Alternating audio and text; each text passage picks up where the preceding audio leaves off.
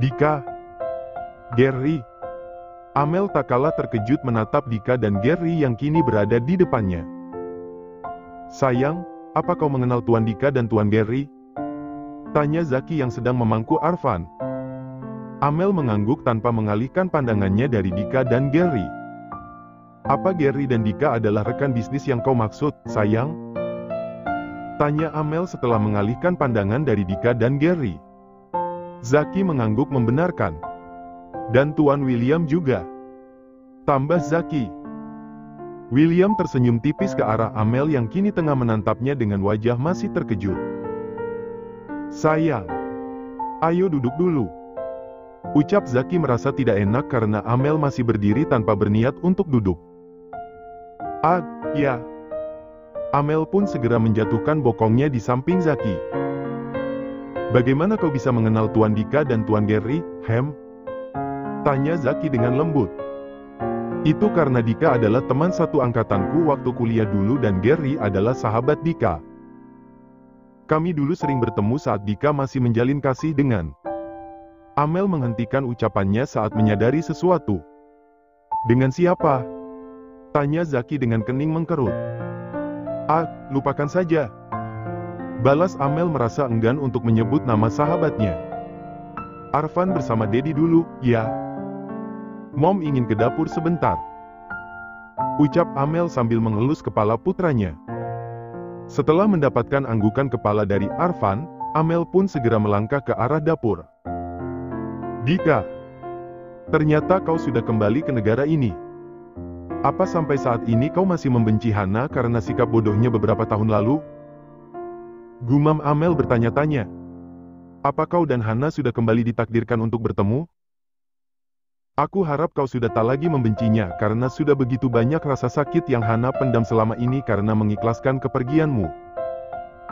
Kedua bola mata Amel mulai berkaca-kaca mengingat keadaan sahabat baiknya yang tidak baik-baik saja setelah kepergian Dika. Hana, apa aku sudah boleh melanggar janjiku untuk mengungkapkan semua kebenaran ini pada Dika? Walau ujungnya takdir tidak mengizinkan kalian untuk bersatu, setidaknya Dika tak lagi membencimu karena pengkhianatan palsu yang kau lakukan waktu itu. Amel menghela nafas panjang saat niatnya terasa berat untuk ia lakukan mengingat janjinya pada Hana. Aku harap Dika sudah tidak lagi membencimu hingga rasa sakitmu tidak terlalu dalam. Lanjutnya kemudian dengan penuh harap. Karena pertemuan suaminya saat ini dengan Dika ingin membahas masalah bisnis, Amel pun tidak bisa ikut bergabung dalam pembicaraan dan lebih memilih menatap interaksi suami dan mantan kekasih sahabatnya itu dari jauh. Ingin sekali sejak tadi Amel mempertanyakan masih adakah rasa kebencian Dika pada Hana hingga saat ini. Namun sepertinya waktu tidak berpihak baik kepadanya karena hingga sore hari ia tidak diberikan kesempatan untuk berbicara dengan Dika maupun Gary.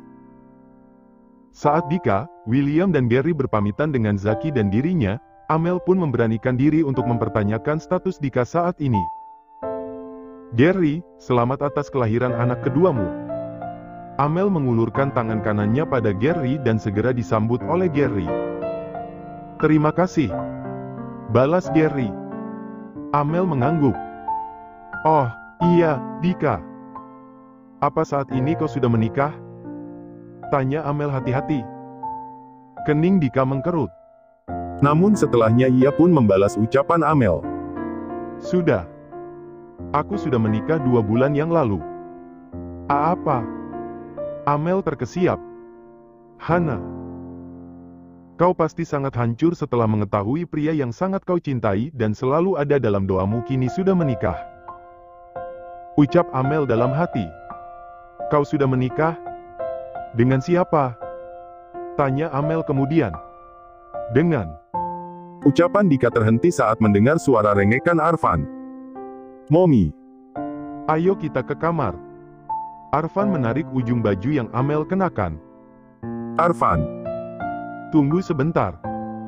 Amel berusaha menenangkan putranya yang terus merengek. Momi. Arfan semakin merengek sambil mengucek kedua matanya. Sayang. Lebih baik kau bawa Arfan ke kamar sebelum dia menangis. Tutur Zaki. Amel menghela nafas lalu mengangguk. Niatnya yang ingin mencecar Dika dengan banyak pertanyaan, akhirnya sirna begitu saja.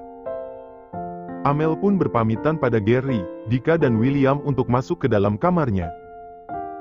"Tuan Zaki, kalau begitu kami pamit dulu," ucap Gary setelah kepergian Amel.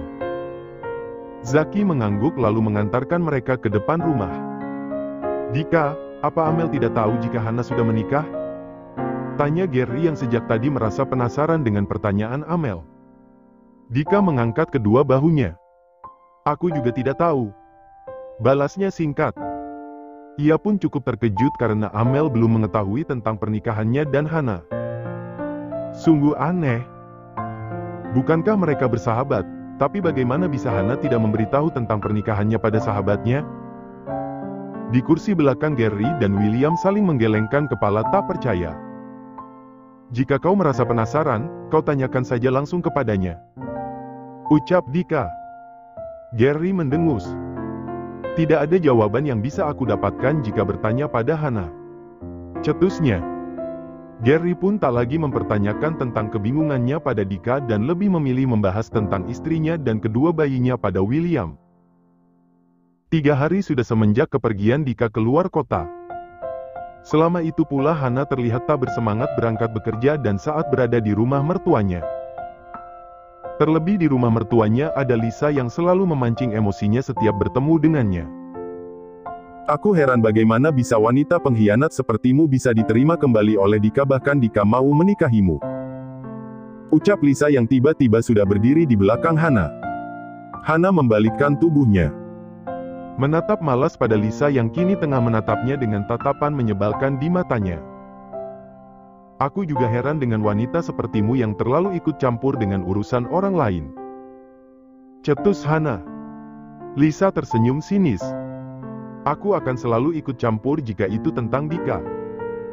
Harusnya kau sadar jika sejak dulu Dika tidak pernah melirikmu sama sekali. Kau sudah seperti wanita yang tidak laku saja hingga selalu mengejarnya," cibir Hana. "Jaga ucapanmu," suara Lisa terdengar meninggi.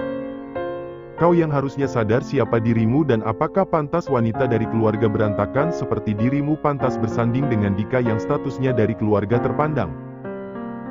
Lisa menatap nyalang pada Hana.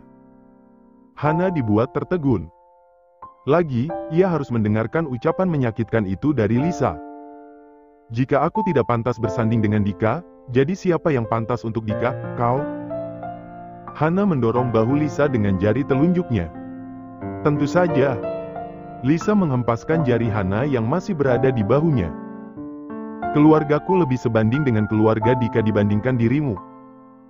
Apa kau tahu sejak kecil aku dan Dika itu sudah ingin dijodohkan namun karena kehadiran dirimu membuat Dika menolak perjodohan kami setelah ia dewasa," geram Lisa.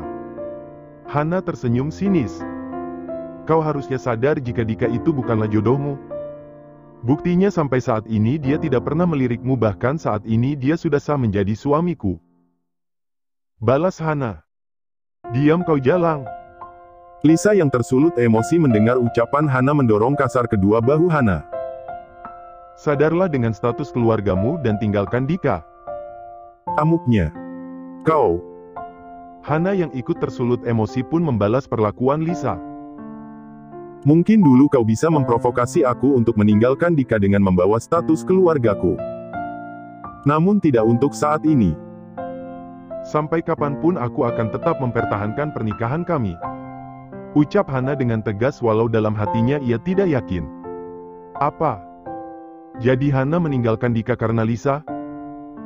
Seseorang yang sejak tadi mendengar percakapan Hana dan Lisa dibuat terkejut mendengar ucapan Hana baru saja. Tepat 1 minggu Dika berada di luar kota keluarga Lisa pun berpamitan untuk pulang ke rumah baru mereka. Dengan perasaan yang masih tidak rela mau tidak mau Lisa pun menuruti keinginan kedua orang tuanya karena tidak ada lagi alasan ia tinggal di rumah Dika. Terlebih beberapa hari yang lalu ia dibuat malu dengan perkataan Hana yang mengatakan jika ia hanya menumpang di rumah Dika. Berbeda dengan Lisa yang diliputi rasa kesal, Hana justru bernafas lega karena ia tidak lagi melihat wajah Lisa yang membuat emosinya acap naik ke ubun-ubun. Di tengah perasaan leganya, Hana juga merasakan perasaan kesepian karena Dika belum juga menunjukkan tanda-tanda akan pulang di hari ketujuh ia pergi keluar kota. Walaupun aku hanya disuguhi wajah datarnya setiap berada di kamar, namun itu cukup menyenangkan dibandingkan aku harus sendirian di kamar ini. Ucap Hana sambil merebahkan tubuhnya di atas ranjang. Hana pun membuka aplikasi pesannya berharap ada satu notifikasi dari suaminya. Namun apa yang ia harapkan sirna sudah karena Dika tak kunjung mengirimkan pesan padanya.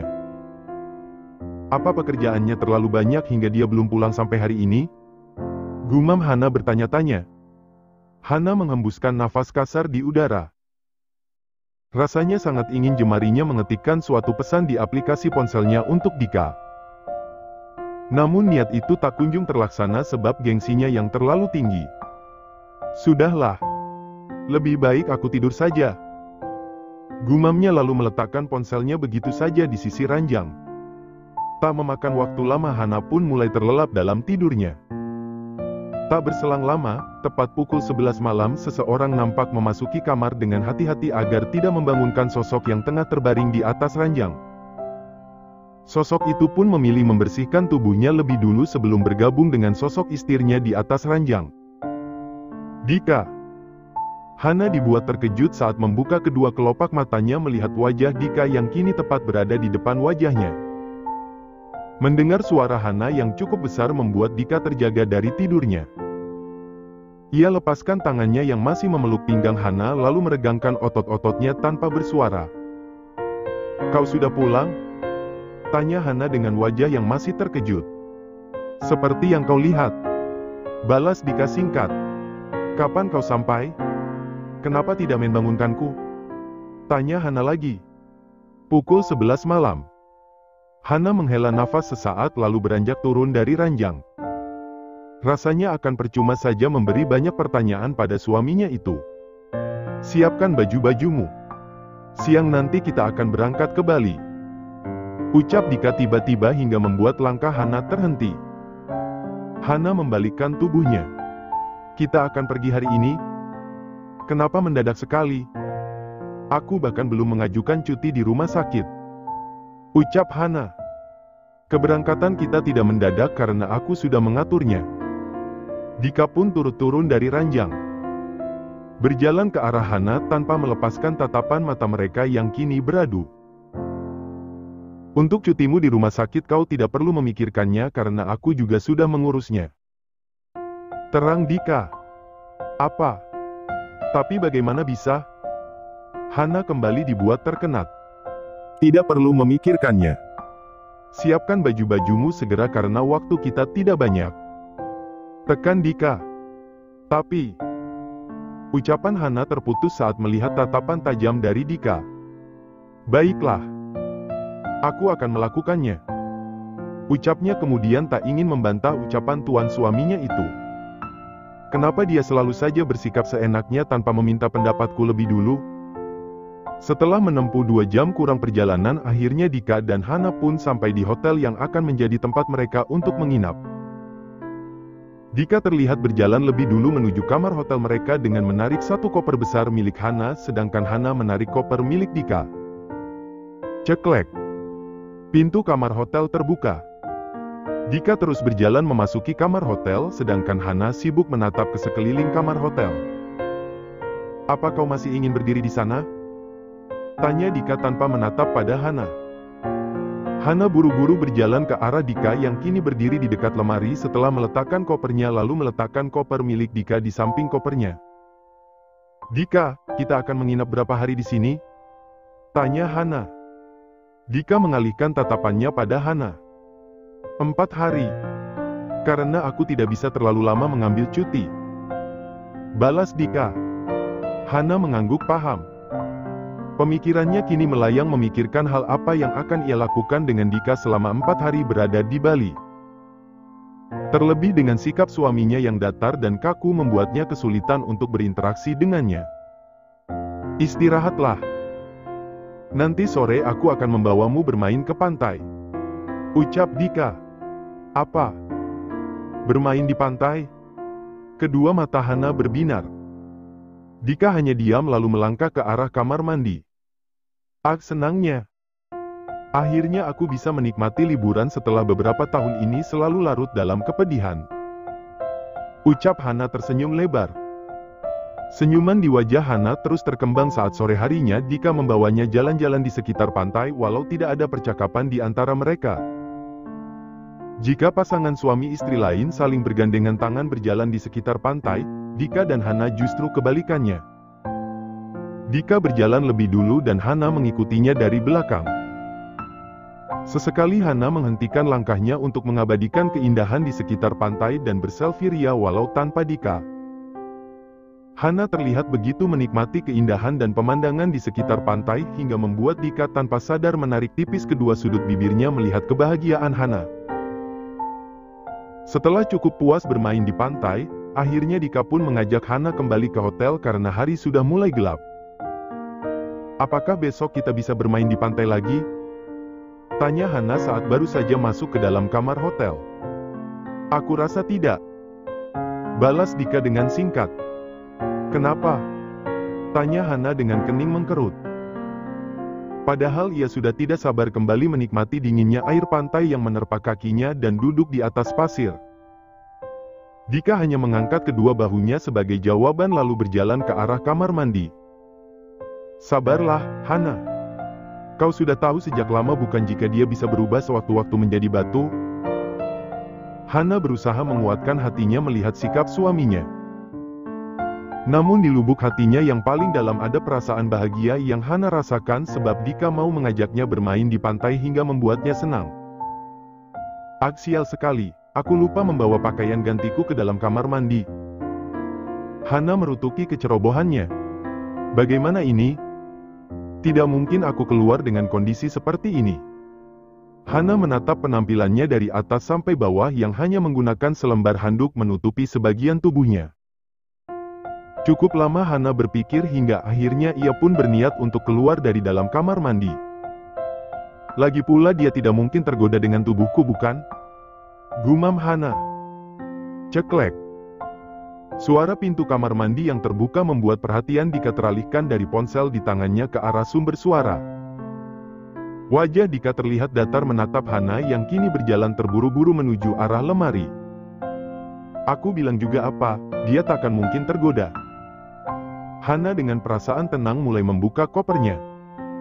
Namun pergerakannya tiba-tiba terhenti saat merasakan sebuah tangan kini menempel di pundaknya.